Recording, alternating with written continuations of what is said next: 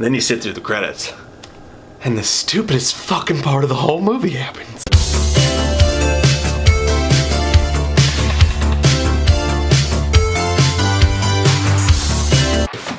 Shit. Hey guys, welcome back to We Watch Movie. I am Mike, and this is a spoiler review for Don't Breathe 2. Jay didn't want to go see the movie, that's why he's not doing this review. He is back on the channel, just didn't want to see the movie, and I do not blame him, because I didn't enjoy it either. And here's why. I said this in the original review on YouTube Shorts, but you just can't, as good as the movie could have been, and it has moments, which we'll talk about. It has good twists, it has great horror moments in it, but you just can't get behind the main character. And when the trailer came out and everybody lost their SpaghettiOs about it, it was like, how the fuck is he Liam Neeson in Taken now? Is this what do we call it? Turkey basting 2? Turkey basting in the city? Like, we watched this man keep a woman in his basement for the purpose of turkey basting his own seed inside of her. And now you want us to root for him as like a misunderstood hero. Ugh, no! I will not do that. I'll root for some fucking weird people, man. There's some bad Freddy movies. Well, I root for Freddy because I hate the fucking cast. But there's a big difference between that and this, because in those movies, they're bad movies. So, like, it's a bad movie. You don't give a shit about the story. And so you're rooting for Freddy to kill people because it's the most entertaining part of the movie. They only root for Freddy in the bad Friday movies. Nightmare. If the scary movie works, you're in no way rooting for the villain, just because you're bored. So when you say, yeah, but people root for Freddy and Jason, that's not true unless it's a certain sequel or whatever. And that's so far fictitious that it's different. With this guy, you got a guy who, as we said, we know what he's done, and they said that he wouldn't be because of the backlash for the trailer, but they try to make him so goddamn sympathetic. So the movie starts out, getting into the spoilers, we find out the little girl from the trailer is with him because there was a gigantic fire and you see her walking down the street. The girl's walking down and she falls over in the street. And then you just assume, and they explain it to you later, that the blind man found her and picked her up. Here's some problems with that. This is not, as the movie would like you to believe, a good trait of his. Oh, he wanted to take care of the little girl. He's not that bad. No, if you look back at the other movie, this is why he's turkey basting ladies in the basement. He's trying to replace his daughter. And number two, when you find a human child in the wilderness, on a street, wherever, you call the cops. You fucking call the cops, unless you're a creepy ass fucking weirdo who's been turkey basting women in his basement. You call the cops. You go through the proper channels. Now you might say, oh, but yeah, but she would have gone to an orphanage and had a horrible life. Her life with him was so goddamn bad that she daydreamed of an orphanage. She saw a bunch of kids sitting out in front of a shitty-ass orphanage building. Or I don't know if it's the orphanage is the exact word for what that place was. I can't remember, but you get the idea. She sees him out on a rickety fucking spigot rolling around and is like daydreaming about, God, it'd be cool to go there. She even asks him at one point, can I go there? She is daydreaming about a life in an orphanage. That's how bad her life with him is. Because all he does is make her train all day. He's basically fucking Laurie Strode in Halloween 2018, what she did to Karen, and you saw how that turned out for her. Investigative journalists. You know, he doesn't let her go anywhere, doesn't let her do anything, makes her train all day, because I'm not gonna lose you like I lost my other daughter. She wasn't yours to fucking lose though, bro. Let her fucking go where she's supposed to go, and they can take care of her and give her, you know, education and a proper life. That's two things they can do. Keep her sit. Anyways, I'm not gonna go into all that shit. He's a dumb fuck. He's a bad person. Sorry. I know the movie wants to make him out to be Action Jackson, Die Hard John McClane. There was a cool Die Hard moment, which we'll get to. But yeah, I just can't get behind this guy. Like, and they're trying so hard to make him sympathetic, and it's just bad. It's just bad. Yeah, he's doing all of this shit for just personal reasons. Everything he does isn't actually for the little girl. It's for him. Now, Stephen Lang, to be fair, was really good in the movie. I think he's a great actor, and I think he did a great job in this movie. None of my qualms are with any of the actors. It's actually a really well-acted movie, pretty much from top to bottom. It's just the characters, man. There's no one to root for in this movie or like except for the little girl. And had they told it through her perspective, it would have worked. But instead, they chose to just fall in love with him, and it's just not good. The character of Hernandez is the one that's trying to get him. It's like, hey, let her go out of the house. You're a bad person for this. She's saying, like, I know that you've been through war or whatever you've been through. I have too. But let her out of the house. Let her come with me. He doesn't even have to fucking go. She's just going to take her out there. And you know why he doesn't want her out? you know, in the grocery store playing with other kids or having a good time is because he doesn't want to be arrested for fucking kidnapping, because that's what he fucking did. Well, the character of Hernandez, played by Stephanie Arcilla, if I'm saying that right, maybe Arcia, I'm not sure. She was great though. She's an ex-Army Ranger. She's watching the little girl and they run into Creepy McCreeper Pants in the bathroom. He's just chilling in the fucking bathroom. He looks like the forgotten pedo Wahlberg brother, and he's just hanging out in the bathroom being all creepy and shit. They show on the TV that there's this organ, what do you call it? Organ doning ring, an organ stealing ring, organ harvesting, organ trail, organs. They show this organ, organ, like your fucking liver. They show on the TV when they pan out at one point that there's an organ harvester on the loose that's like killing people and taking their organs and selling them on the black market. So you got that thread running in the back of your mind that this is going on, which is kind of a cool backstory. I'd like to follow that, please. I want to watch a movie about a fucking organ harvester. Shit, I can't fucking talk. Organ harvester. I would love to see that movie instead of watching a rapist run around like John McClane. But she's got the cute little dog that reminds me of Arnold from Entourage that's there to have her back or whatever. And that's a whole running subplot too, is that he loves this dog. We'll get into the dog thing. The dog thing's fucking annoying. But long story short, Hernandez eats it early in the film. She's one of the best characters in the film, and I hated that she died, but I actually don't mind it in this instance, because what you have two characters. The main character, the girl, and the blind man. And if you really want to put the audience in danger, someone has to be at danger of dying or something like that. You know what I mean? And you really don't believe that either he or the little girl is going to die because of the main stars of the movie. So what they did was what I like to call the Game of Thrones thing, when they killed off Sean Bean in season 1. Nobody expected that, and it sucked, and you hated to see the character die. But once they did that, they had carte blanche to where the fuck they wanted to, and you did not feel safe because any character was on the chopping block. So they bring in Hernandez. She's a really strong character. You think she's gonna make it to the end, but she dies really early on, just to put that in your fucking brain. And it's a smart move for the storyline, I think. So Hernandez leaves. She's pulling out her truck. There's a truck in the middle of the road, and that's when you're introduced to the whole team of, like I said, forgotten pedo Wahlberg brother. You've got one dude who looks like poor man's Jared Leto in Fight Club if he had sex with Pete Davidson and made an even uglier kid. And then you finally got Ellen's older uncle.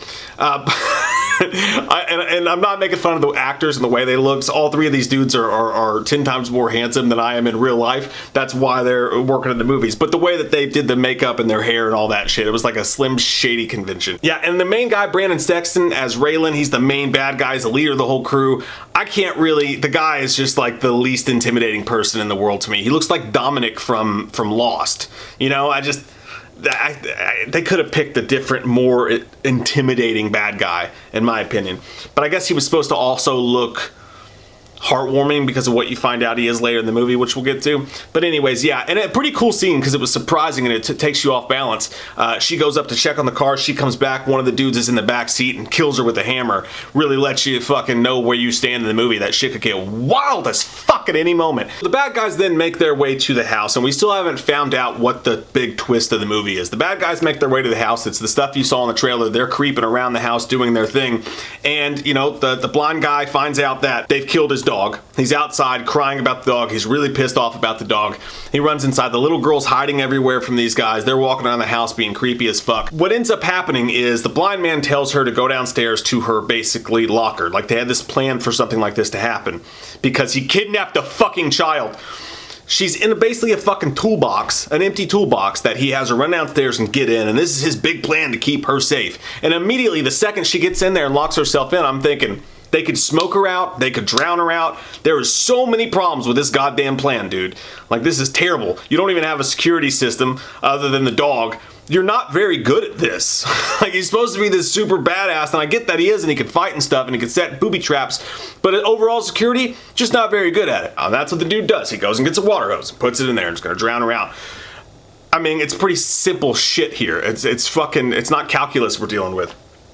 But anyways, it does lead to some cool scenes and some good gory death scenes. The guy who puts her in the locker gets it bad because blind man throws a propane tank in there, fills the room up with protein. Smart propane, smart idea. Then he uses electricity to light the motherfucker on fire, and the dude's face when he gets the little girl out and is walking away is so fucking cool looking. The gore and the special effects on that scene were dope. He's sitting there fried as shit, and his eyes are looking, and he's got tears coming out of his eyes, and his whole skin is fried, and that's a badass shot right there. The scene that you saw in the trailer where Slim Shady Iron-On gets glue all over his mouth, pretty fucking cool scene because it's so gross when he has to actually cut his lips open and the dude has to use a screwdriver to stab him in the cheek so that he can breathe. Pretty nasty shit going on there. I did like that scene a lot. I was wrong, by the way, when I saw that trailer and I saw his friend caring for him. I thought, okay, that's going to be the twist. The twist is going to be one of these characters is going to be sympathetic and they're going to be the good guy for which we can watch this movie through. That didn't happen. Every dude was a piece of shit. Ultimately, every single guy on this team was a piece of absolute donkey shit. So there was no sympathetic characters at all throughout the entire movie aside from the little girl. But that scene happens. There's some cool gore scenes, some cool deaths. There's Die Hard basically with Stephen Lang. Where he's crawling across this glass on top of the greenhouse and everything's on fire. Pedo Mark Wahlberg brother sends a dog in after him at one point.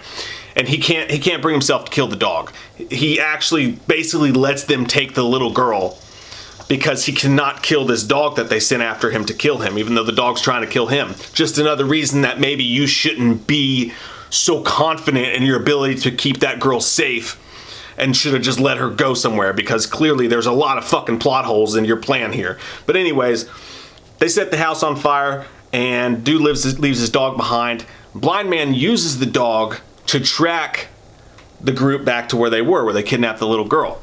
Smart, because he tells the dog to go home, and the dog goes home.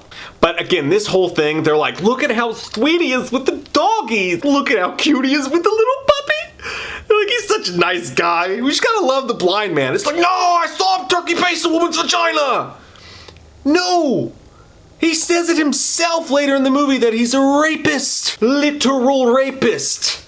All right? I know that we may not have seen him do that, but he says it himself that he hath raped. I don't know if it was in the army or it was some other stuff going on, but he's a rapist and a murderer. And I don't give a fuck if he likes dogs or not. Christmas Eve in fucking Texas. Moving on, he goes back to the mansion. What we find out here, we get to the big twist of the movie. The big twist of the movie is actually really smart. Did not see it coming. I'm just gonna start calling him by his name now, because I can only say pedo so many times in one video. But Raylan, the leader of the group, lets her know that, and he's all nice and sweet. He's like, you can go anytime you want. You're not a prisoner anymore. He explains to her that he is her actual dad. He seems like a decent guy. You know he's not a decent guy because A, you've seen what he's done, and B, they're literally living in Brad Pitt's house from Fight Club with like a crew of gangsters standing around. Clearly not a good dude. I don't care how nice he's being. You know, the girl probably got bed bugs for the 5 seconds she was in his care. And then the mom shows up. The way that they shot this scene, the way they like kept her in the darkness, I was expecting fucking Zelda from goddamn Pet Sematary to fucking pop out. But she looks exactly like Marlene from fucking Fight Club. It's like dead on parallels. Oh my god. She comes out in her wheelchair and she's like, hey, I'm your mom. It's a sweet scene. You're like, holy shit, her mom's alive. And then you're like, that's a pretty decent twist. Kind of saw it coming a little bit. But then they hit you with the big fucking twist over the head, which was actually really fucking sharp. She's coughing and she explains to her daughter, hey, your mom is dying because of all the chemicals in my lungs from the fire. And it's really sad. And then she's like, mommy needs a new heart.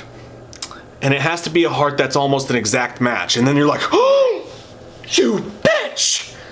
They did all of this so that they could kidnap her and take her heart out and give it to chain-smoking Marlene in the wheelchair. It really was shocking for me. I was like, god damn, that's fucked up. That little girl has a fucked up life, man. Holy shit tits. At this point, the blind man starts to show up. You get the scenes that you saw in the trailer. He starts to kill people off one by one. One of the guys actually helps him because he's like, man, this is fucked up. I like meth and shit. Like, I love meth, but I'm not down for killing little kids. The creepiest part of the whole thing is when the little girl at one point sees a dude standing in the hallway, and he looks like the exact guy you would imagine would do a backdoor CD-ass heart transplant. Man. He's got these big creepy glasses and is sitting there smoking a cigarette with his fucking duck head shirt on. And oh Jesus Christ, he looks like all he does is abduct children and then eat TV dinners while watching like old World War II documentaries and just eating his fucking hungry man. That's exactly what this guy looks like. If you could picture that in your mind, you'll know exactly what this man looks like. So eventually even he dips the fuck out, gets killed by the blind man. Blind man is honing in on them now. Again, we're in Brad Pitt's mansion from Fight Club. Really cool scene when blind man actually gets a hold of Raylan. He fucking just, he fingers his eye holes. He plays the fucking Game Boy inside of his eye holes, and there's like goopy stuff coming out. It's one of the better eye push scenes I've seen in my entire life, and I've seen a lot of them, weirdly enough, but it was really well done. The gore and stuff like that. And then probably the best horrific scene in the movie was fucking, again, if that movie could have given you a character to root for, it's these kind of scenes that would have made this a special film, but they just couldn't do it, so you didn't really give a shit. But one of the best scenes horrific wise is the little girl is handcuffed to Marlene, is just what I'll call her, in the wheelchair, and there's an empty pool, and because of all this ruckus and stuff that's going on, she is literally handcuffed to her, the big ass, and this is like one of those mechanical wheelchairs with like buttons and shit on it, goes over the side of the pool and is hanging there, and the little girl's trying to keep herself from dropping down. Was it a pool? Maybe it wasn't a pool. Maybe it was something else, because it was a bigger drop. I don't remember. But anyway, they're hanging over this little cliff thing, and the little girl has to take a machete and hack her mom's fucking arm off so she can't pull her down there with her. And you're like, fuck yeah! Hack that shit! Hit her in the face with it! Hit her with your dick! I mean, you really like didn't mind it, but it was cool. You felt bad for the girl. She's got a whole human being hanging off of her, and she's this little girl. But she takes that machete and just hacks away at her mom's arm till her mom fucking falls down to her death. They think the other dude's dead. This is where it gets stupid once again. The little girl's like, she tries to go near the blind man, and now it's not the turkey based in rape and murder and drinking, smoking, snorting. It's none of that shit that gets him. Now he's decided that, no, you should probably go to someone who can actually take fucking care of you. She goes to move towards him. He's like, no, get away from me. Get away from me. He's like, go. He does the Harry and the Hendersons thing. Just go. John Lithgow. But he does that to her. He's like, I'm no good for you. I'm terrible. I'm bad. Stay as far away from me as you can. So then old dude pops back up, goes to kill him, stabs him in the side, and the little girl pops up behind him, stabs him to save the blind man. And then in what would have been good writing and a sweet moment, she's like, you know, holding him while he's bleeding out, and she's like, let me save you, and he's like, you already have, and then he dies. But before he dies, he's like, I'm no good, I've raped and I've murdered, and I don't deserve you. That's where he literally admits to these things. And then, you know, she says, let me save you, he says, you already have. Again, would have been good writing had the rest of it been good writing. She goes to an orphanage, and she goes there, she finds it, she makes a friend. Her story looks like it's gonna be happily ever after. Good ending for her. And then you sit through the credits, and the stupidest fucking part of the whole movie happens. He's laying there, bleeding out, and the dog runs up and licks his bloody fingers to hint at a sequel. We're gonna get more blind man action. Maybe he's gonna steal another kid. Who knows what can happen in the crazy life of the blind man? They want to start a fucking action franchise. Turkey basting. Again. And again, I feel bad saying all this because it was a well-acted movie. It was well-directed. It was really good special effects, really good gore, really good makeup, all that shit. They just did such a good job with the movie. The music was really good. But it just makes me so mad that they wasted all of that in what could have been a really enjoyable horror movie.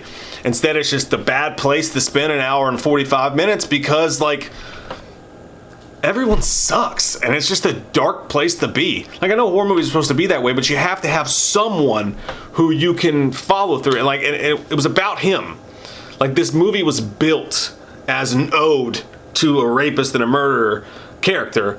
I realize it's a character, but I just cannot enjoy it. No matter how good they do with that stuff, it's just unenjoyable. And they literally lied, in my opinion, when he came out and tried to act like that wasn't the case. They tried to, like, fucking squiddly-do patch shit, but that's just not the case, man. But yeah, so that's the spoilers. That's what happened in the movie. Comment down below with your all's thoughts on this. Did you think the twists were good? what do you think they'll do in a third movie? Because if it does well at the box office, like, what do you think they do? Because they clearly want to make more of these movies. How do you think that's going to go? We love your fucking faces. And I'm getting ready to record for our Patreon. I also saw Free Guy this week. So I'm going to record a review for that when I'm done here and put that on the Patreon if you're in there. And got a Loomis video going on the Patreon too. So if you guys want to support the channel, the absolute best way to do that is to sign up for the Patreon. There's a link down below for it. Really appreciate you guys watching this either way. Really appreciate everything that you guys do for us. We love your fucking faces. And if you're new to the channel, click that subscribe button and get some goddamn wham up in ya. Turkey basting, honk honk.